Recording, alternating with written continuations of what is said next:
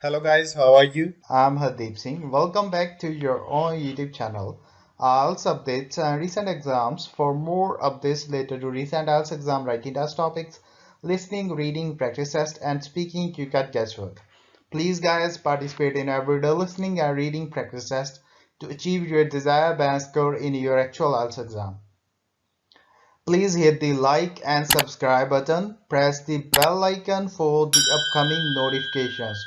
Don't forget like, subscribe and share my YouTube channel and my Facebook page, IELTS updates and recent exams. Part 1. You will hear a telephone conversation between a customer and a sales assistant for a mail order company. First, you have some time to look at questions 1 to 6.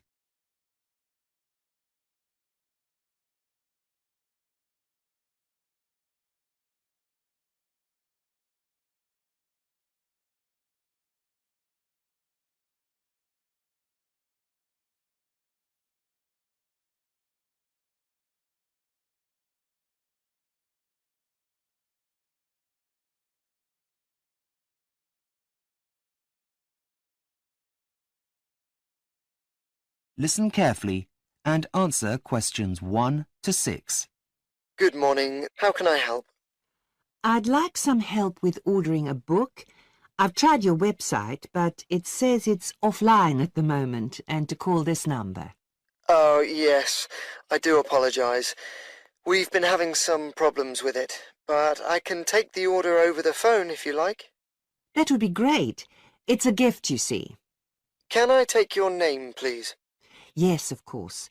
It's Zara Freeman. Is that Zara with an S or a Z? With a Z. Z-A-R-A. Just writing that down. Right. What was the title of the book you'd like me to order? I think it's called Future Words. No, hang on. Sorry. That's Future Worlds. Okay, just typing that in. I can't seem to find it. Do you know the name of the author? I'll do a search. Yes, it's by a man called Richard Watson. Watson, as in W-A-T-S-O-N. Yes, that's right. Oh, yes, here it is. It's only just been released. It's a self-help book, is that right? Yes.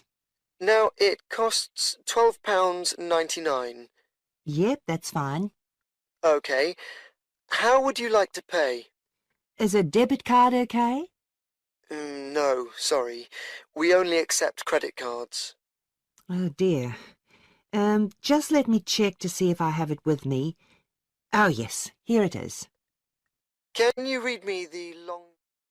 Before you hear the rest of the conversation, you have some time to look at questions 7 to 10.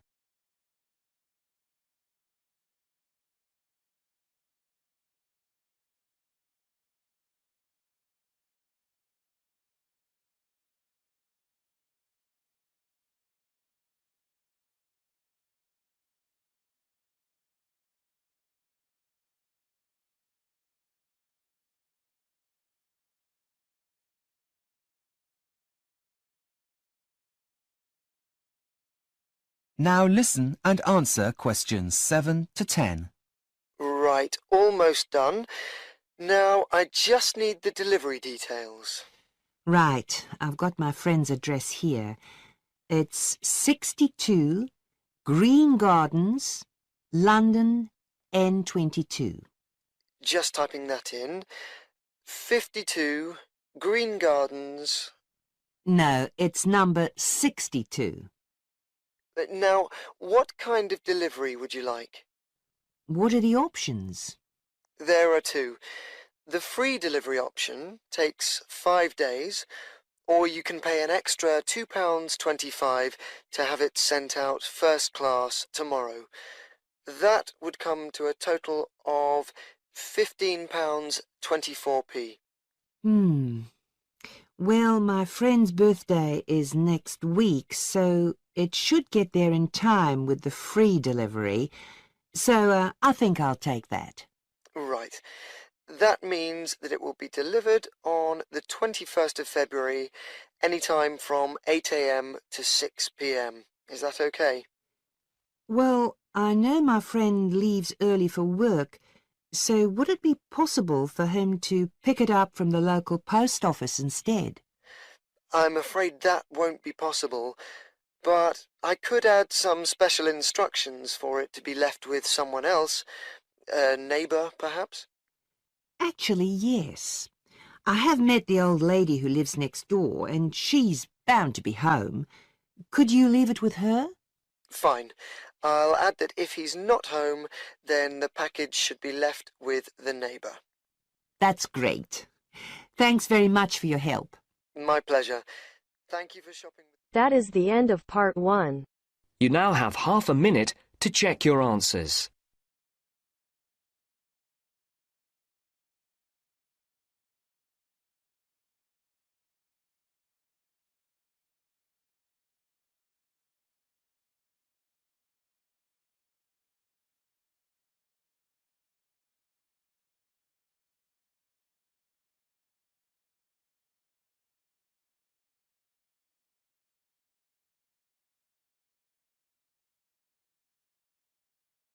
Now turns to part 2. You will hear an online guide giving a tour of the home of the future. First, you have some time to look at questions 11 to 16.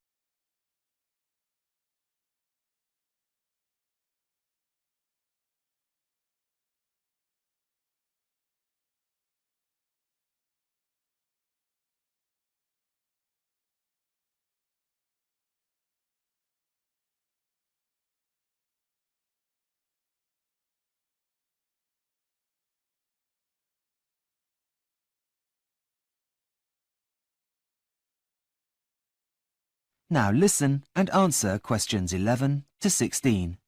Welcome to the Homes of the Future online website. I will be your virtual guide around the homes you could soon be living in. Let's begin our tour in the bedroom. Firstly, the bed is programmed to gently rock you awake in the mornings. There'll be no more rude awakenings by an alarm clock, and it will also know what time you need to wake up, as it will get that information directly from your personal digital assistant, that is, your PDA, which will be inserted into you. Let's move to the wardrobe. Those are your musical shoes that generate music while you walk. The music will change according to how fast you're walking. Calm music for a relaxing stroll and faster beats for when you're in a hurry. You'll feel like you're walking on air. What's more, your clothes are also intelligent. They sense how you're feeling and then change colour. The fabric that they're made of also converts your body heat into a low-voltage electricity generator for some of the gadgets that are now inside you, like your PDA, for example. Moving on to the bathroom. So, after waking up, you need a shower. There's no need to turn on any taps as the house will know exactly what temperature you like the water in the mornings, though you'll still have to wash yourself. From the bathroom, we move into the kitchen. Now, we've all had that horrible feeling when you can't find your keys just as you're about to go out. Well, in the home of the future, you wouldn't need to panic. All you need to do is an internet search. All items are now programmed with a tracking device so that they will light up and signal to you where they are. Just in case the object is upstairs, the house will project its position on your fridge. Speaking of your fridge, This is now as intelligent as your clothes. Not only does it keep a record of when you're running low on everyday essentials, like milk, but it emails your local grocery store, which will deliver them for you. It can also help with planning meals if you have friends over for dinner, by moving the chicken from the freezer so that it'll thaw in time. Before you hear the rest of the tour, you have some time to look at questions 17 to 20.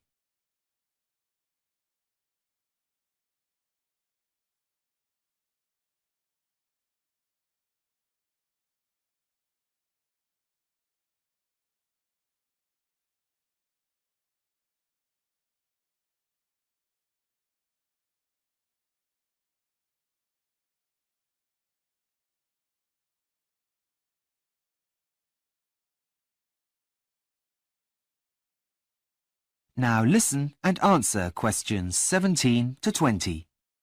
Lastly, here we are in the living area, which you'll be pleased to hear is still the heart of the family home. Let's enter the room. Now, to the left of the entrance is the main seating area, with a sofa, and directly opposite the entrance is an armchair. The sofa backs onto the wall and the armchair faces to the left, across the coffee table, to a blank wall. So, where is the TV, I hear you ask? Well, this entire wall is the television.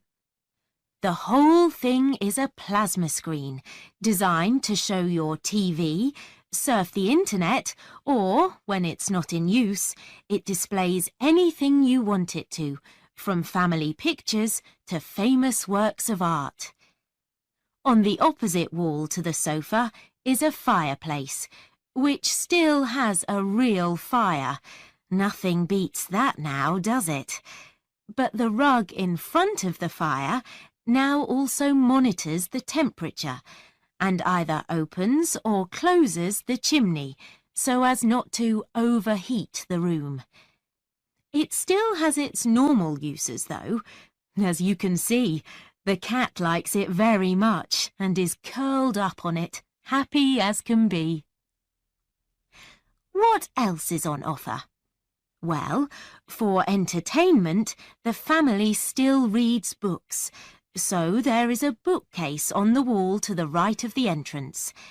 But what about the computer? Well, it's inside your head and powered by those intelligent clothes you're wearing. Imagine this. As you're sitting relaxing on the armchair, you'll be able to reach out and put your hot drink on the coffee table in front of the armchair. You suddenly remember that you need to send work an email. That same coffee table, holding your cup, is also a touch-sensitive keyboard for you to type your email and then click send. All you need to do to activate it is say email, and the image of a keyboard will appear. Well, I hope you've enjoyed your tour around the home of the future, and that you'll come visit again soon. Bye-bye. That is the end of part 2. You now have half a minute to check your answers.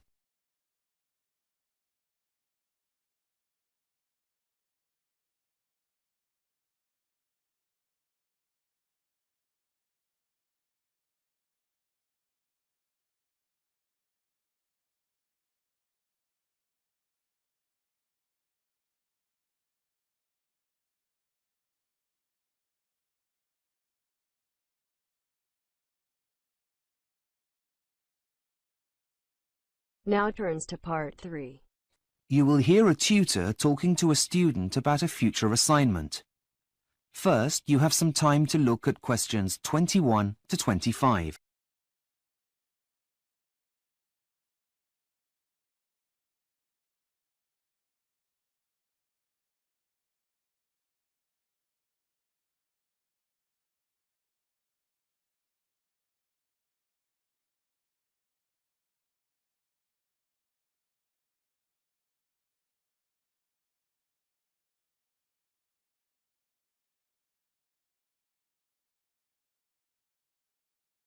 Now listen carefully and answer questions 21 to 25. Hi, Professor James. Have you got a minute? You see, I'm having a bit of trouble getting started on my graduate employability assignment. Well, okay, as long as it doesn't take longer than 10 minutes, as I have a meeting to get to at 3:30. Yep, fine. It shouldn't take long at all. Okay, Sally. Tell me what you've done so far, and we'll go from there. Well, as you suggested, I chose 3 local businesses and contacted them via telephone to introduce myself. That's good. Well, the thing is, I couldn't get past the secretary of 2 of them. Do you have any suggestions? What about following up with a letter stating what time you'll be calling again? Oh, that's a good idea. I hadn't thought of that. So, tell me about the one you have contacted. Right. Well, he was very helpful, actually. He received the survey I emailed him and has already sent it back. I've had a very quick look at it, but haven't had a chance to write it up yet. So far, so good. Carry on. Well, apart from that, I've also found a lot of statistics that exist on the starting salaries graduates begin on once they finish studying. There's some really interesting stuff out there. Did you know, for example, that your average engineer earns nearly as much as a medical graduate? Yes, I did. Gosh, I had no idea. Having second thoughts about a career in human resources, are we? No, but I was surprised. Anyway, getting back to where I was, I've gone to the library, but the books you recommend have already been taken out. Apart from one, that is. It's called A Starting Success. I haven't read it yet, but I've taken it out and it's on my list of things to do. Have you come up with a plan yet? Yes, and I've written my hypothesis as well as my introduction, but that's where I've got stuck.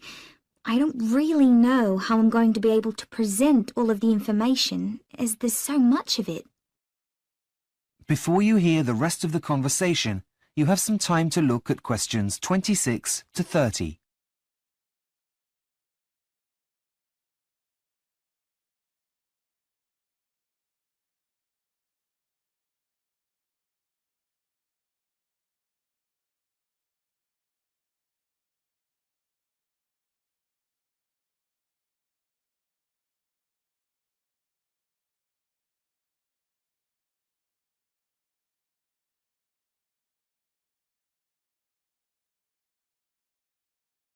Now listen and answer questions 26 to 30.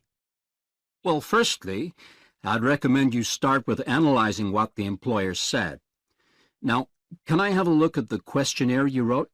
Yes, here it is. Thanks. Oh, dear. Well, it's no wonder you're overwhelmed with information. You've collected a lot of information which can be overwhelming. Oh dear, that took me ages. And does that mean I can't use it? Afraid so. But don't worry, if you've got a pen and paper, I'll quickly give you some pointers, and then you can rejig it to get the information you're looking for. Okay, just a minute. I know there's a pen in here somewhere. Okay, got it. Right. Well, first and foremost, you need to be clear.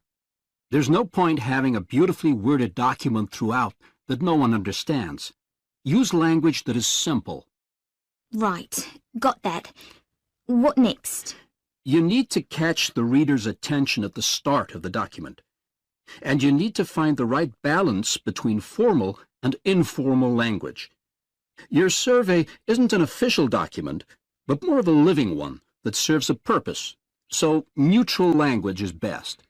Okay, just writing that down. Okay. The next one's what your mistake was this time. Try not to use open-ended questions, or you'll find it impossible to collate your results. Yep, I think I've learned my lesson there. What else? Scales really do make the job of completing the questionnaire easier for the recipients by saving them lots of time and effort writing. I take your point. Anything else? One last thing. Make sure you've thought about the logic of your questions. There's nothing worse than trying to make choices about things that seem to have no order. Right. Got it. I see where I went wrong now, and will try to do better next time. Don't worry. It's a very easy mistake to make, and one that many people come across the first time they do this kind of assignment. Okay, Sally, I really must rush. I'm late for my appointment. Of course. Thanks for your help. I'll see you in class tomorrow. Bye. That is the end of part 3. You now have half a minute to check your answers.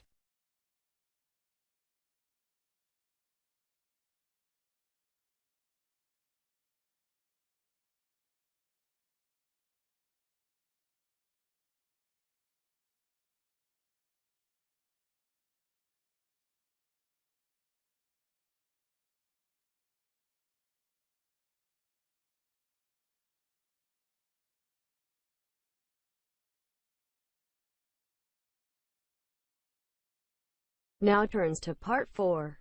You will hear a student giving a presentation about the process of urbanization. First, you have some time to look at questions 31 to 40.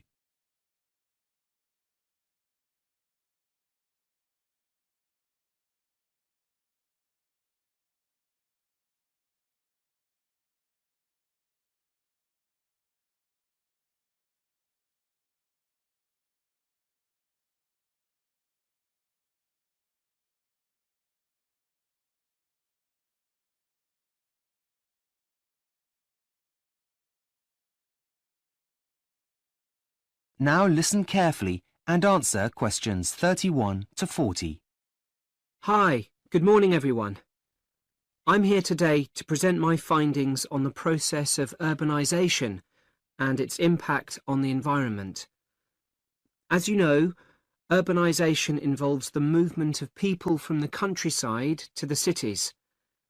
As this process continues, the cities of the world continue to grow. I will demonstrate how this growth is eating away at the planet's most fertile land.